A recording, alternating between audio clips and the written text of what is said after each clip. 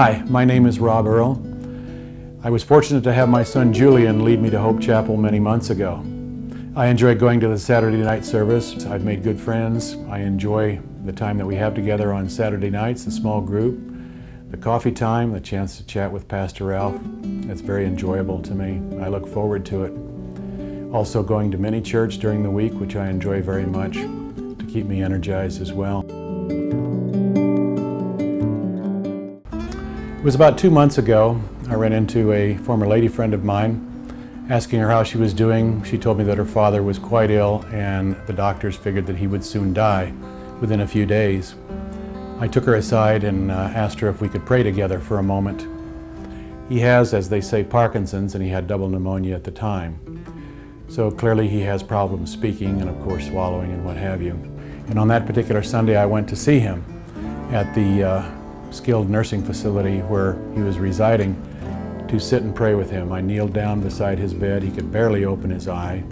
He attempted to shake my hand, but of course he was way too weak. And I said a prayer for his healing. I left and I was troubled all night long. I felt as though I needed to go back. The next morning early I went back to see him once again and there was no one in the room. It was just he and I. I asked him if I could pray with him. He nodded yes. I knelt down beside him, I held his left hand in mine, and I put my hand over his heart, asking God to use me as a channel to heal his son and to allow him to stay if there was more work for him to do here, but also as a believer, knowing that he was ready to leave if that was the case. Now, this gentleman is a retired general officer in the Marine Corps. He has been a dutiful servant to God and a devout Catholic for the entirety of his life. He's a very dear friend of mine. I have great love in my heart for him. As I walked away, I knew in my bones, I knew deep in my heart that this man was not going to die, notwithstanding the belief of the doctors, the nurses, and his family. I just knew it. I'm thrilled to say that he is thriving in his good health right now. Where once he was pretty much bedfast, he is now walking about. He has a walker. Sometimes he forgets it.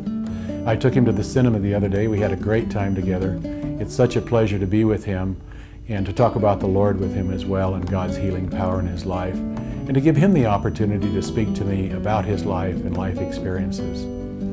I thank God every time I see him, and I let him know that God answers prayer as he has answered my prayer to see his health restored and the happiness that I see on his face every time we meet.